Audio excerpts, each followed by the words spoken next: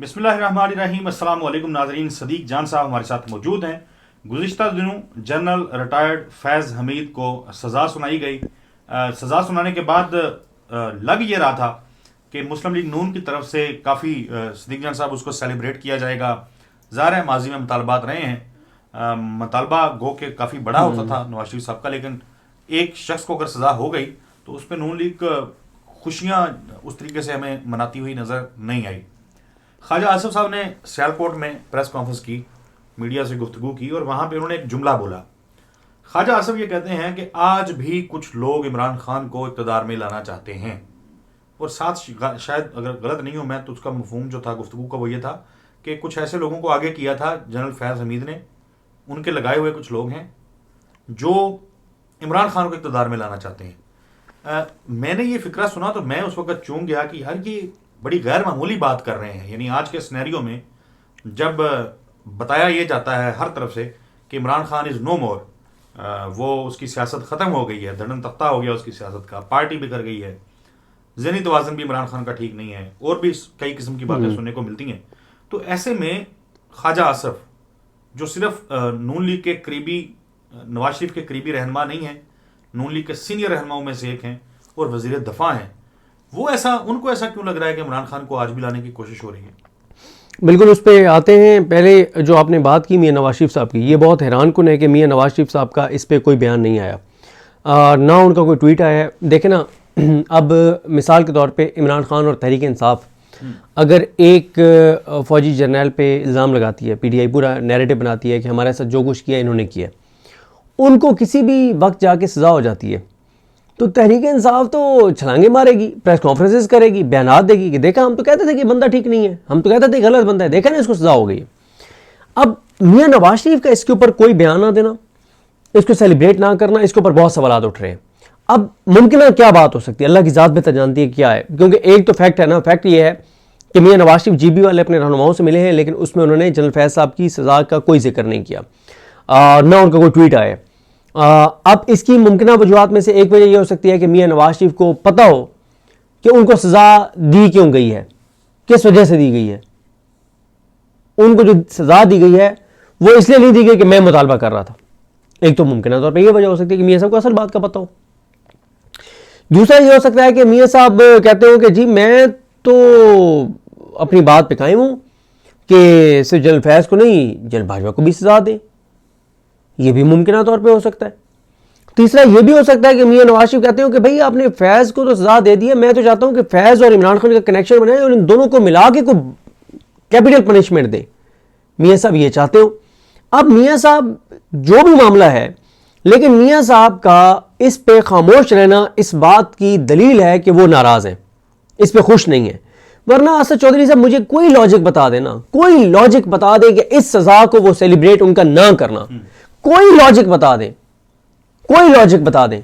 मतलब एजाजुल एहसन साहब जो है वो रिजाइन करते और नून लीग उसको सेलिब्रेट करती है उस दिन, हालांकि रिजाइन उन्होंने नून लीग की वजह से तो नहीं किया था। भाई सबको पता है कि उन्होंने कुछ फैसले ऐसे दिए जिसके बाद जो कुछ हो रहा था उनके साथ, उन्होंने बजाय इसके कि वो गलत फैसले करते, उन्होंने वो पोजीशन छोड़ दी। आज भी उनका इज्जत एहतराम उससे बढ़ के, जो ओहदों पे बैठे हुए हैं उनसे ज़्यादा उनकी इज्जत और एहतराम है। मज़ारिल अकबर नकवी साहब ने रिज़ाइन किया, उस पर नून लीग ने उसको सेलिब्रेट किया, हालांकि सबको पता है कि मज़ारिल अकबर नकवी की असल लड़ाई कहाँ पे थी और क्यों उनको मुस्ताफ़ी होने पर मजबूर किया गया। उनका भी जुर्म एक तो वही था जो एजाजुल एहसन साहब को, बल्कि 2 जराइम उनके इकट्ठे थे, 3 जराइम उनके इकट्ठे थे। एक जो मिलिट्री कोर्ट्स में सिविलियन के ट्रायल वाला फैसला उन्होंने दिया था, उसमें एजाजुल एहसन साहब भी थे और वो भी थे, मज़ारिल अकबर नकवी साहब भी थे। दूसरा उनका जुर्म ये था कि ये दोनों अरशद शरीफ साहब वाले केस में बेंच का हिस्सा थे और उन्होंने बहुत सख्त सवालात उठाए थे। तीसरा इनका दोनों का जुर्म यह है कि इन्होंने सो मोटो लेने के लिए रिकमेंडेशन भेजी थी चीफ जस्टिस पाकिस्तान उमर रज़ा बंदयाल को कि इलेक्शन कमीशन 90 दिन में इंतखाबात नहीं करवा रहा। तो मज़ाहिर साहब की तो और भी, खैर मज़ाहिर साहब ने तो एक सो मोटो लिया था जिसमें उन्होंने कहा था कि PDM के आने के बाद जो ट्रांसफ़र पोस्टिंग हो रही थी नैब में और FIA में और ये सारी चीज़ें, और भी इसी तरह से इनके जराइम ज़ाहिर है काफ़ी तवील है इनकी जो एक फहरिस्त है, लेकिन सेलिब्रेट किया, यहाँ पे सेलिब्रेट नहीं किया। तो मियां नवाज शरीफ का इस पे खामोश रहना ये इस बात की दलील है कि इस मामले पे भी सब अच्छा नहीं है। वरना मैं ये सब सेलिब्रेट करते हैं ना, मैं कहता हूं कि वो तो लंबी चौड़ी प्रेस कॉन्फ्रेंस करते। ये तो दिन था, मियां नवाज शरीफ का दिन था। इसका मतलब यह है कि मियां साहब नाराज है। अब क्या नाराज है, वो क्या चाहते हैं, ये अल्लाह की जात बेहतर जानती है। हम ऐसे ही कहें कि हमारे पास अंदर की कहानी है, ये है वो है, कोई हमारे पास कहानी नहीं है। हमारा सिर्फ यह है कि मियां नवाज, फिर इसके बाद है जी, अच्छा मियां नवाज शरीफ ने सिर्फ इतना कह दिया कि असल मुजरिम वो है जो इमरान खान को लाए हैं, उन सब का एहतसाब होना चाहिए। उसके बाद नून लीग के 11 बंदों ने आके वजाहत की कि मियां नवाज शरीफ का इशारा जनरल बाजवा की तरफ नहीं था। 11 लोगों ने आके वजाहत की। ये तो आपकी सियासी हैसियत और औकात है। हालांकि मासूम करीम में ये खुद इल्जाम लगाते रहे हैं। ठीक है, अच्छा इस पे नून लीग के खिलाफ बहुत नैरेटिव भी बन रहा है। आप देखें कि कल जियो पे कल या परसों शहजाद इकबाल साहब ने वो शॉर्ट्स चलाए मियां नवाज शरीफ के, जिसमें मियां नवाज शरीफ कह रहे हैं कि जनरल बाजवा साहब आपको जवाब देना होगा। अब आ जाए ख्वाजा आसिफ साहब पर, जो आपने जिक्र भी किया। मैं ना ख्वाजा आसिफ साहब का ना बयान के कुछ चीजें आपके सामने रखना चाहता हूं। एक तो ना असद चौधरी साहब ये बयानी इसलिए नहीं बना पाते कि ये अपनी बातों में ना झूठ बहुत बोलते हैं। जब ये झूठ बोलते हैं तो इसीलिए बयानी नहीं बनता। फिर अबसार आलम साहब इन पे इल्जाम लगाते। अगर आप इजाजत दें तो मैं अबसार आलम साहब को सुना दूं पहले आपको। वो जो बता रहे हैं कि ये क्यों नहीं बयानियां बना पाते। उन्होंने एक बहुत बड़ा इंकशाफ किया, उन्होंने बहुत बड़ा दावा किया है कि हुकूमत की जानिब से, रियासत की जानिब से जो बयानियां बनाने वाले हैं वो इस वक्त बहुत ज़्यादा करप्शन और लूट मार कर रहे हैं। ये छोटी बात नहीं है। अबसार आलम साहब ये जो बात कर रहे हैं, बयानियां बनाने वाले जो सेटअप्स हैं डिजिटल मीडिया के वो माल बना रहे हैं। जरा सुने क्या कह रहे हैं।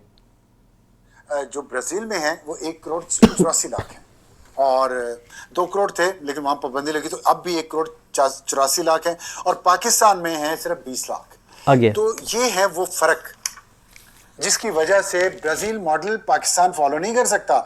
भाई आप अपनी इकोनॉमी ठीक करें, आप एक्स को ठीक ना करें, इसके एल्गोरिथम को ठीक ना करें, वो एक अलग इशू है। नैरेटिव बिल्ड करना, आप बंद करेंगे एक्स पाकिस्तान में तो आप किसी का नुकसान नहीं कर सकते। आप पीछे के नैरेटिव को काउंटर नहीं कर सकेंगे, दहशतगर्दों के नैरेटिव को काउंटर नहीं कर सकेंगे। पहले भी बंद करके आपने देख लिया, फिर इंडिया के साथ जंग की वजह से हमें खोलना पड़ा क्योंकि हम नुकसान में जा रहे थे। आप फिर वही काम करेंगे जहां से एक दफा आपको नुकसान हुआ है। अवाम का नुकसान करेंगे, ना फायदा आपका होना ना आपके नैरेटिव का। आपके नैरेटिव का फायदा तभी होगा जब आप अहल लोगों को, काबिल लोगों को नैरेटिव मेकिंग बिजनेस में लाएंगे। जब आप बाप का बेटा, बेटे का भाई और भाई का भाई वहां चलेगा, अकरबा परवरी होगी और रिश्वत बना और करप्शन की जाएगी। जो डिजिटल मीडिया पे काम होना है उसको बजाय उस पर लगाने के अपनी जेबों में डाले जाएंगे और जायदादें खरीदी जाएंगी पाकिस्तान में, पाकिस्तान से बाहर। मैं मौजूदा दौर की बात कर रहा हूँ, मैं शहंशाह अकबर के दौर की बात नहीं कर रहा। तो फिर यही होगा, आपका नैरेटिव नहीं बनेगा क्योंकि आपकी प्रायोरिटीज नहीं है। हुकूमत साहिबा आपकी प्रायोरिटीज नहीं है इस नैरेटिव को काउंटर करने की। आपकी प्रायोरिटी है कि आपके जिन लोगों को लगाए हुए हैं वो करप्ट हैं और पैसा बना रहे हैं और पैसा खा रहे हैं डिजिटल मीडिया के नाम पे, डिजिटल इस सारी मार्केट को या सोशल मीडिया नैरेटिव बनाने के नाम पे। This is the problem. दूसरी बात यह कि आपने अगर दुनिया के बड़े बड़े अब बात यह है कि अब देखना चाहिए कि कौन कौन से डिजिटल मीडिया सेटअप चल रहे हैं जिनके बारे में अबसार आलम साहब कह रहे हैं कि ना सिर्फ वो पैसा बना रहे हैं पाकिस्तान के अंदर, तो चलो समझ आती है। बिल्कुल, आप इस तरफ जहां आना चाह रहे हैं आप आइएगा। देखिए, एक तो सब लोगों को, इनको भी मतलब बाकी लोगों को भी अंडरस्टैंड करना पड़ेगा कि नैरेटिव जब बनता है तो वो पैसे लगा के सेटअप्स बना के नहीं बनता। सही बात है। ठीक है, आपने सौदा बेचना है तो वो इस काबिल होना चाहिए, जो भी मटेरियल आप बेचना चाहते हैं वो इस काबिल हो कि लोग उसको बाय करें। बिल्कुल। अच्छा, ये जो अब तो चलो ये डिजिटल मीडिया को खुद एतराफ़ कर रहे हैं ना, पैसे लगा रहे हैं। ये पैसे लगा के जो डिजिटल मीडिया चलाना है ना, ये भी एक बहुत बड़ा एतराफ़ है। बिल्कुल। इससे पहले हमने देखा कि लोग जो डिजिटल मीडिया करते थे, जो जिनको टीवी स्क्रीनों के ऊपर जगह नहीं मिलती थी, मैं ऐसे लोगों की कतन बात नहीं कर रहा जो कोई मुल्क के खिलाफ बैठ के चीज़ें कर रही हूँ और ओल फोल बक रहे हूँ, मैं उनकी बात नहीं कर रहा। पाकिस्तान में रहते हुए भी, पाकिस्तान में बैठते हुए अच्छी बात जो करनी है आपने, जो आपने अगर तनकीद करनी है, बड़ा रज के तनकीद करनी है, तो वो चीज़ों के ऊपर होती थी, पेड सेटअप्स के जरिए नहीं होती थी। लोग फैक्ट्स के ऊपर करते थे, इंडिपेंडेंट होके करते थे। और लोगों के जहन में पता नहीं किसने डाला है कि पैसे लगाएंगे, सेटअप बड़े बड़े बनाएंगे तो आप नैरेटिव को कंट्रोल कर लेंगे। बाकी तो लोगों की ज़ाहिर है, कईयों की 10-10 घी में है आजकल। हाँ। पता नहीं कब तक ये चलेगा। ये बहुत बड़ा इतराफ़ है, ये शिकस्त का इतराफ़ भी है। बिल्कुल। और बशमूल बड़े बड़े सहाफ़ी, दिग्गज किस्म के सहाफ़ी जो लोगों को टोंट मारते थे कि फलाना यूट्यूबर और फलाना सोशल मीडिया और फलाना डिजिटल मीडिया, अब हमने देखा है कि वो सब बैठे होते हैं। और कई तो मैं बड़े सीनियर लोगों को जानता हूं जो दिन में 24 घंटे हैं अगर, तो वो कम से कम 48 या 72 दफ़ा ये पूछते हैं कि मेरी वीडियो नहीं चल रही, मेरे डॉलर नहीं बन रहे। अब इनको खुद जब आके बैठते हैं बात करते हैं तो डॉलर्स याद आते हैं। इससे पहले जब ये सरकारी सेटअप्स, जब ये बाकायदा पैसा लगा के सेटअप नहीं बनाए गए थे, तब ये लोग सारे एतराज करते थे और लोगों को बाकायदा ताना देते थे। बिल्कुल ऐसी है। और अब सारे आगे बैठे हैं और अपना अपना चैनल खोल के बैठे हैं जिसपे हमें कोई एतराज नहीं है। देखिए असद चौधरी साहब, मैं ख्वाजा आसिफ साहब का बयान पढ़ने से पहले एक चीज़ अर्ज़ कर दूं। एक तो उस पर दो चीज़ों पे, एक उन्होंने कहा कि कुछ लोग इमरान खान को इक़्तिदार में लाना चाहते हैं।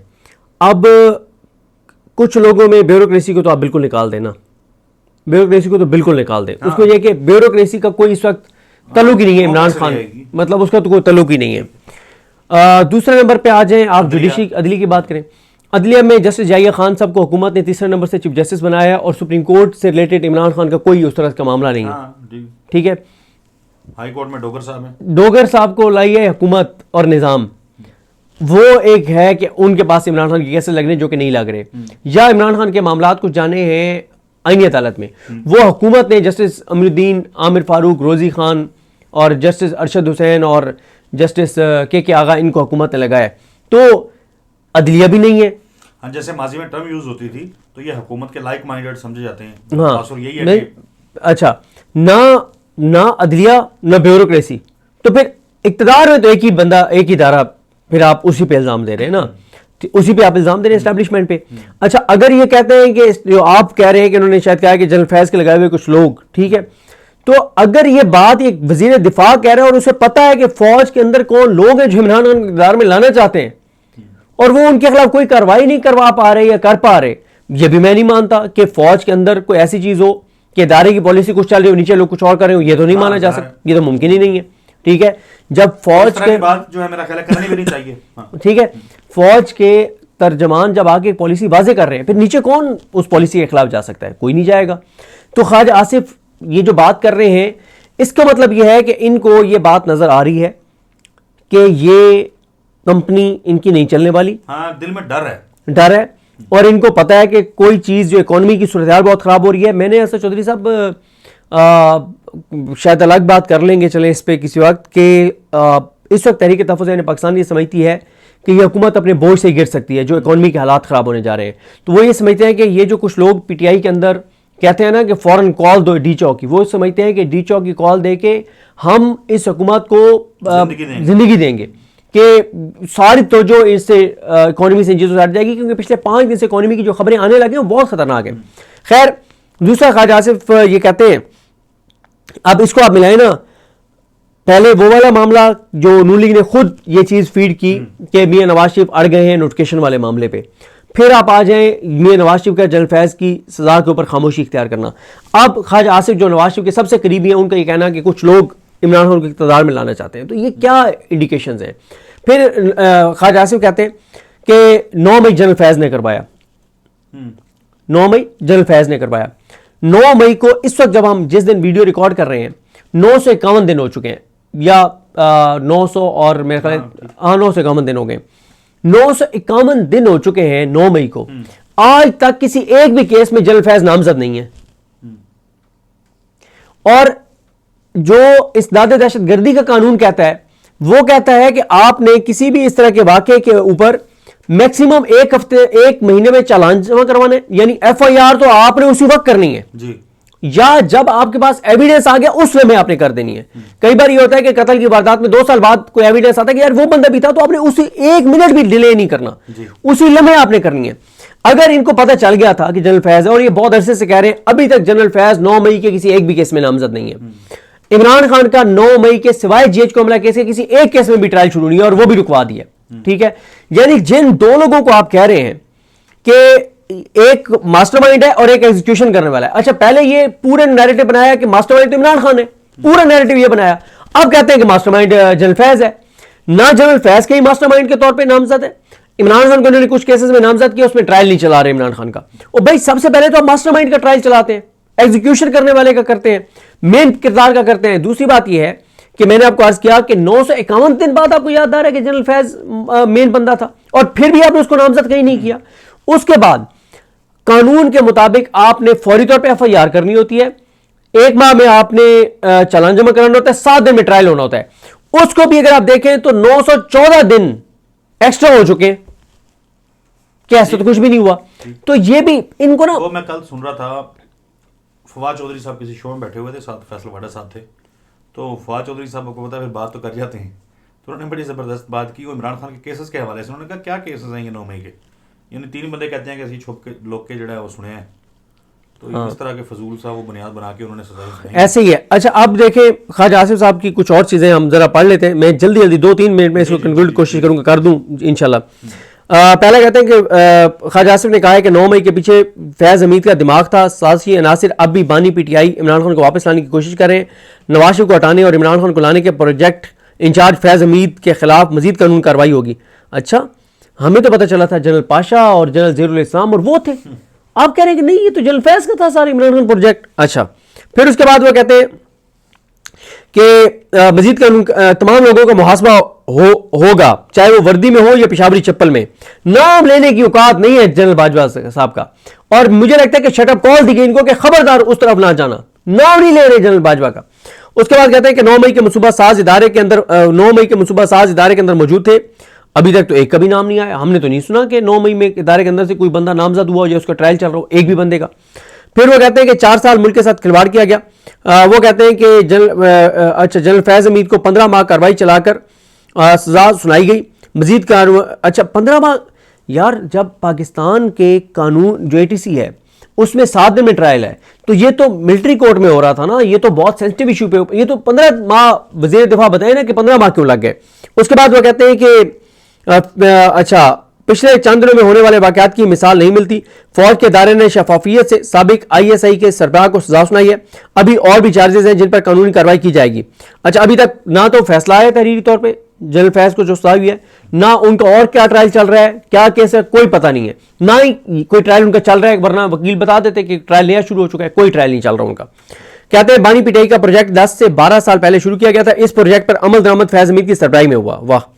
उन्होंने यह भी कहा कि नवाज शरीफ को हटाने और इमरान खान को लाने के प्रोजेक्ट के इंचार्ज फैज़ हमीद थे, फैज़ हमीद और इमरान खान ने साजिश करके मुल्क को तबाह किया। वाह, तबाह किया। 150-150 रुपये पेट्रोल और डीजल थे, अमन था, दहशत गर्दी नहीं थी, GDP कहाँ पहुँच गई थी, ज़र मुबादले के ज़खायर कहाँ पहुँच गए थे, बैरूनी सरमायाकारी कहाँ पहुँच गई थी, कोविड में कैसे डिलीवर किया, ये तबाह किया था उन्होंने मुल्क। और आज 300-300 रुपये पेट्रोल और डीजल पहुँच गए, रोजगार बेरोजगारी तारीखी बुलंदनी सतह पर, गुर्बत तारीखी बुलंदनी सतह पर, लोग खुदकुशियाँ कर रहे हैं, नया बजट मिनी बजट आ रहा है, IMF के साथ नए प्रोजेक्ट में नए उस पर जा रहे हैं, लोग खुदकुशियां कर रहे हैं, लोगों की जिंदगियां जीरो हो गई हैं, हर दूसरा पाकिस्तानी पाकिस्तान छोड़ के जाना चाहता है, ब्रेन ड्रेन हो रहा है, और ये माशाल्लाह मुल्क खुशहाल है और वो मुल्क तबाह था।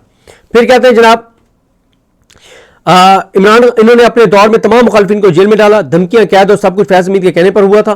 ख्वाजा आसिफ ने कहा कि इमरान खान के 4 साल दौर को फैज़ हमीद ने तकवीत दी, फैज़ हमीद और इमरान खान ने मिलकर मुल्क के साथ खिलवाड़ किया, लाहौर के पहले जलसे की मैनेजमेंट नाजीदा हाथों ने की थी। यहाँ भी नाम नहीं है, अब मुझे पता नहीं, ये दुनिया न्यूज़ की मैं खबर पढ़ रहा हूँ, अगर वहाँ नाम लिया तो दुनिया न्यूज़ ने नहीं लिखा, लेकिन मेरा ख्याल है ख्वाजा आसिफ की भी इतनी सियासी वक़्त 2011 में फैज़ हमीद का रोल क्या निकालेंगे। हाँ बिल्कुल। नवाज शरीफ के 4 साल दौर इक़्तिदार में तरक्की बेमिसाल रही, सुप्रीम कोर्ट में केस चलाकर और बरतरफ किया गया था, और टॉप सिटी केस फलाना ढींगना ये वो। 4 साल अभी गुजरे हैं इमरान खान की हुकूमत जाने के बाद, 4 साल हो ही जाने हैं ना जी। बिल्कुल। तो 4 साल की कारकर्दगी जरा रखें ना पेपर्स पे और बताएं लोगों को कि कहाँ से कहाँ ले आए हैं मुल्क को। सही बात है। आगे तो खैर वही जो इनका एक पक्का है कि कुछ एक ये स्टेटमेंट जो है ये गैर मामूली था इनका, ये गैर मामूली, इसके ऊपर बात होनी चाहिए। अभी इस पर मजीद काम करते हैं कि क्यों, मतलब समझने की कोशिश करेंगे कि क्यों ख्वाजा आसिफ ये समझते हैं कि अभी भी यानी इन हालात में जब इन्हीं के लोग आके बताते हैं कि इमरान खान का, वो इशारे दे रहे हैं कि हुकूमत जारी है, जा सकती है और इमरान खान आ सकते हैं, ये तो इशारे दे रहे हैं वो। अच्छा ये भी अजीब सा एक काम शुरू किया, मियां जवेद लतीफ आते हैं वो भी कहते हैं सहूलतकारी हो रही है। हाँ। इन्होंने भी उसी तरह की बात कर दी है। बिल्कुल। तो अगर आपकी परफॉर्मेंस ऐसी नहीं है कि आपको लग रहा है कि आपकी हुकूमत कायम नहीं रहनी, तो आप अभी से फिर ये माहौल बना देंगे, बाद में बयानियां बनाएंगे कि जी हमने इससे पहले दसे। बिल्कुल ऐसी है, बिल्कुल ऐसी है। बहरहाल देखते हैं पहुंचे हुए। हाँ सही बात है, वैसे पहले पता था लतीफ़ा बड़ी दफा आपने सुना कि दिया, कल एक बंदा नहीं होगा घर में, कल एक बंदा नहीं होगा। बहरहाल जी बस ये अब रिवाज है कि कुछ भी हो तो इल्ज़ाम लगाया जा सकता है, कोई अदारा हो कोई सियासी जमात हो, हम पर्सनल ज़िंदगियों के अंदर भी हम देखें तो यही चल रहा है पाकिस्तान में। देखते हैं कि किस तरफ जाते हैं मामला। अगली वीडियो तक के लिए हमें इजाज़त दीजिए। अल्लाह हाफिज़। बिस्मिल्लाहिर्रहमानिर्रहीम। अस्सलाम वालेकुम नाज़रीन, सदीक जान साहब हमारे साथ मौजूद हैं। गुज़िश्ता रोज़ कोहाट में पाकिस्तान तहरीक इंसाफ का जलसा था। सुहेल अफरीदी साहब समेत दीगर जो रहनुमा हैं सदीक जान साहब, उनके खिताबात हम लोगों ने सुने हैं। आपने वो जलसा अटेंड किया है। थोड़ा सा एक तो ब्रीफली बता दें कि पेशावर का और कल के जलसे का फ़र्क क्या था और कितना करीब पीटीआई पहुंच रही है कोई बड़ी कॉल देने के, और किस तरह का आपने देखा अग्रेशन लोगों के अंदर, लोगों के मुतालबात वहाँ पे क्या नज़र आए, और क्या आप समझे हैं अब तक कि पीटीआई अब नेक्स्ट वीक में मेरा ख्याल है नौशहरा के अंदर जलसा है। हाँ जी। तो जो मोमेंटम बना रही है इसको लेके किधर जाना है? देखिए ऐसे चौधरी साहब, एक तो मैं समझता हूँ पेशावर से बड़ा जलसा था कल कोहाट वाला, हम नहीं गए इसलिए शायद ये वजह है। तो मेरा ख्याल है कि मेरी जो असेसमेंट है वो तो यह है कि पेशावर से बड़ा जलसा था और जो लोग थे वो पेशावर से ज़्यादा चार्ज थे। और डी चौक के नारे जब से ये सुहेल अफरीदी साहब ने जलसों की सीरीज़ शुरू किया है तो सबसे ज़्यादा डी चौक के नारे कहीं लगे तो वो कोहाट में लगे और कारकुन बहुत एग्रेसिव थे। अच्छा, अब इसको देखने के ना 2-3 पहलू हैं। एक तो मैं उससे इत्तेफाक नहीं करता, मैं उस पर बड़े व्लॉग्स कर चुका हूँ कि मैं व्लॉग कर चुका हूँ जो प्रोपेगेंडा हुआ, ट्वीट्स हुए कि जी पीटीआई टेम्परेचर नीचे ला के अब मुज़ाकरात की तरफ शायद जा रही है और तकरीरों में वो चीज़ें नहीं थी। हालांकि मैंने वो जुमले बताए हैं कि वो बहुत ख़तरनाक जुमले बोले गए हैं। जुनैद अकबर साहब हों, अली असगर साहब हों, शफीउल्लाह जान साहब हों या सुहेल अफरीदी साहब हों, बहुत खौफनाक तकरीर में खौफनाक बातें थी।